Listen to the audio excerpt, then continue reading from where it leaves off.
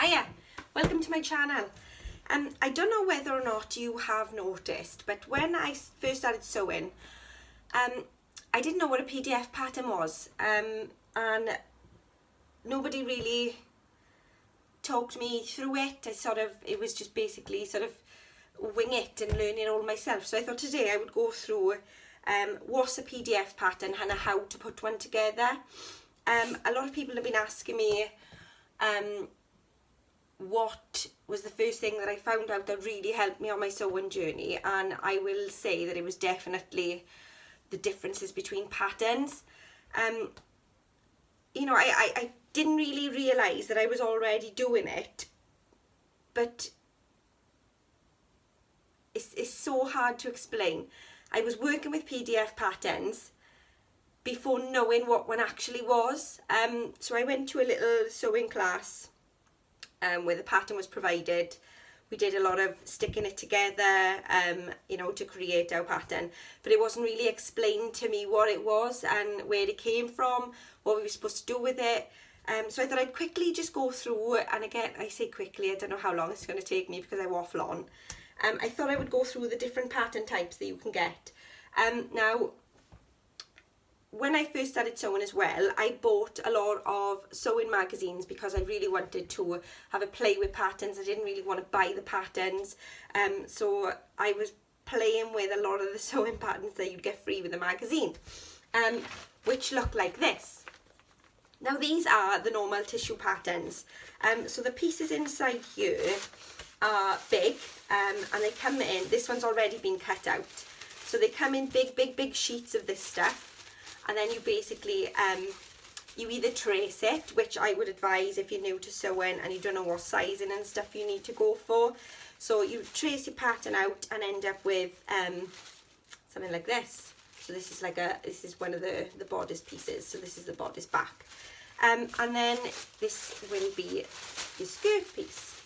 So these are the tissue patterns. A lot of people like these patterns because they're a lot easier to work with. At the moment now, I tend to just cut some of my patterns. If I know for definite 100% it's going to fit me, I will cut the pattern. But that is only if I've got one similar, or if it's free from a magazine, because I don't tend to like to cut my actual patterns because of like fitting issues and sizing issues, and if I want to make it again in another size, I won't tend to cut that. So that is a normal tissue pattern. Then you've got a PDF pattern, which is what you will download from the internet. Now these ones are, most companies now are offering their patterns in PDF. I find these a lot easier for me because I will download it and then I'll print it off. I will cut the pattern to whichever size I think I'm going to need, and then I will adapt that pattern piece by cutting and taping and sticking until I get the pattern correct for me.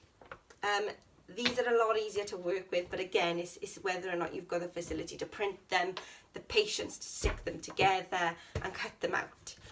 So I thought I would just go through this and show you how you would put a PDF pattern together after you've downloaded it and printed it off.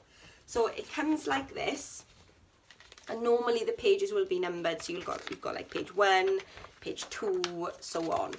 And then you butt them together at these little notches.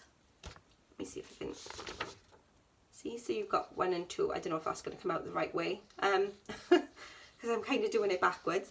But you'll get the gist. You need to pin them together, stick them all together, and then you can cut out your relevant size. And then if you wanted to do it in another size, that's the handy thing with the PDFs. You can go in and print off another copy, and providing you've got the patience to cut and stick and all that jazz. Now I'm naughty. It does say that, you know, you should really cut off these bits. So you cut off these, and then it's easier to butt them all together. I don't do that. I'm really naughty. But I will show you how I do that. So here we are. I've laid out my little pieces on my desk. So we've got page 1 and 2 here.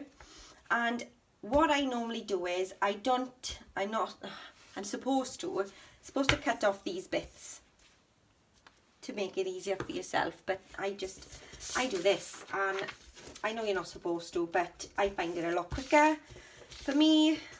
So I just go and I fold the edge, and then you can see then that it is easier to butt it up against your other pattern piece. And then you can just go in and tape it. Now, a lot of people like to use paper tape to save the environment and all of that. I haven't got any at the moment, it is something I am looking into getting, because I do use a lot of sellotape, obviously. You know, taping a lot of PDF patterns together. And then you do the same for the other piece, and you just butt it up. Sometimes they won't go exact, you know, and that is fine, but you just got to try and do it as best as you can, you know. And then you do this. I find sticking PDF patterns together quite therapeutic. I don't know why. A lot of people hate it. If it's a big pattern, I do tend to think, should I just go and do what a lot of other people do, which is going off and printing a copy shop version, which you can go to some printing shops. I know there are local ones to me that print off your patterns for something like £1.80 a sheet, which they basically print off your pattern the same as this, but it's all in one big A0 sheet. So you don't have to do any sticking together. You will still have to do the whole cutting out process, but the sticking out, you sticking down, you won't have to do. Now this one, I'm going to fold the top one, and then I will butt that up against that one and tape it down. And then when it comes to these ones, you're going to need to squeeze that in there. So I'll fold the top one, and again you can cut it, you know, cut them out. Some people like to use a guillotine just to get it all done. Me, I'm not bothered about cutting it. I might as well just fold it and stick it down. You know, it works for me. It may work for you, it may not. Some people are a bit OCD and they do like to actually just cut the lines off, you know, and do it that way. That's fine, absolutely fine. But for me, I haven't got the patience to do it, so I do it this way. And it's up to you whether or not you want to follow suit, or if you want to go ahead and, you know, cut them out. Some people do it sitting in front of the telly of an evening. Some people just do it once they've printed off the pattern. Or some people, like me, they will just be lazy and fold it. That is me though. And you get the gist, you know, as long as they butt up together, then you'll be able to cut out your pattern pieces once everything is stuck down together.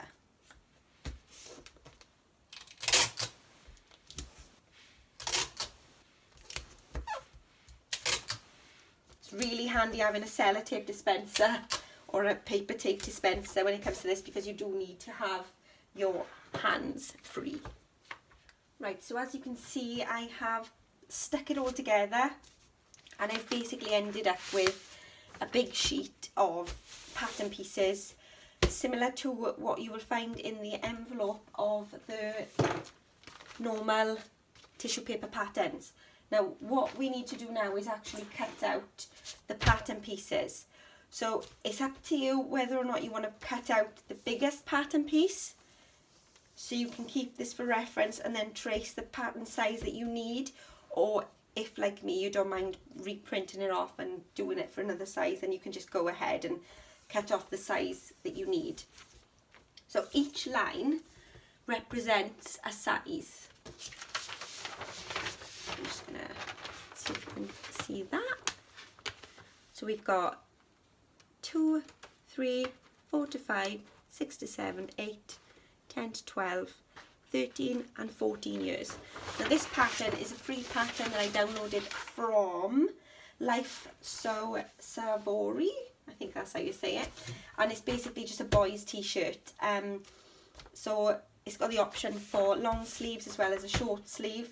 I'm going to make one for my little boy. I think I'm going to cut a size 8, age 8, and see how we get on with the fit with that one. So I will show you now what we need to do to actually go and cut. So to make it a little bit easier for me, I use a rotary cutter. Now I've got my fabric one and I've got a paper one. Only because it's a little bit easier for me because I struggle using the scissors. So what I've done now is I've just basically roughly cut around the pattern piece to make them smaller and easier to manage. So I will literally just zip through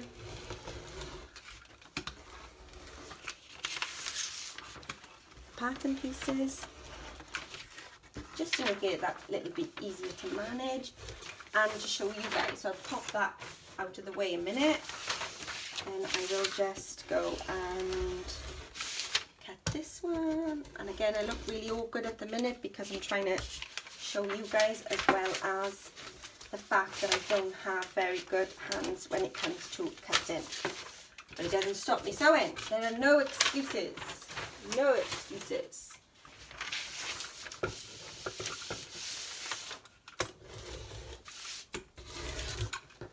So again, this is up to you. If you've got a lot of space and you want to just be able to go in and cut it with the scissors, that's absolutely fine. You just go ahead and do that. I find this a lot easier for me just because it's quicker, and I find it a lot easier than using a scissors. So there we go. So I'm going to cut out this piece to show you. Now I have got my little ruler somewhere. I don't know where to put that. There it is. So I use a rotary cutter and a ruler just because, like I said, it's easier for me. Now I need to cut age 8. So I'm going to cut this one. Now each line represents a size. Some people like to go in and use a highlighter so you can see when cutting which line it is that you need to do. I basically, again, it's lazy and it's just quicker for me.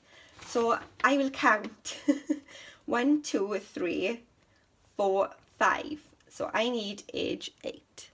So it's the 1, 2, 3, 4, 5th one in. 5th line in, I need to cut. So I will just go 1, 2, 3, 4, 5. I know I need to cut this line all the way around, and that will give me my age 8 piece. So I'm going to go 1, 2, 3, 4, 5. There we go.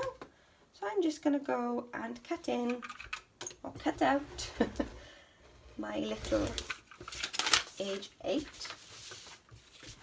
pattern piece.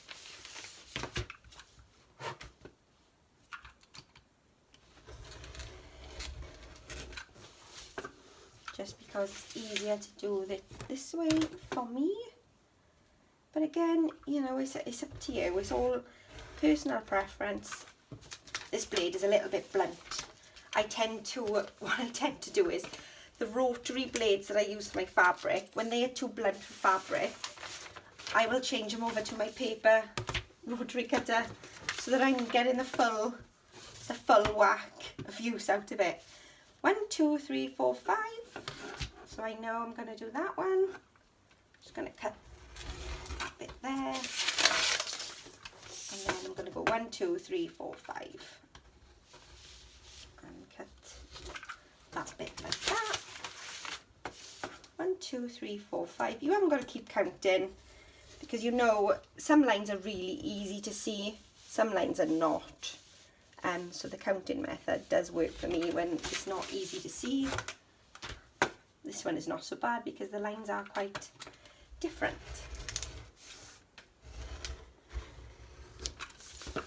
And then we have, so these bits will go in the recycling.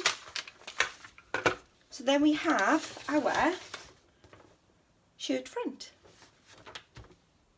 in age 8. And that is your pattern piece. Your PDF pattern piece for the front of the t-shirt. So that is how you stick together a PDF pattern, cut it out. See if you can see me.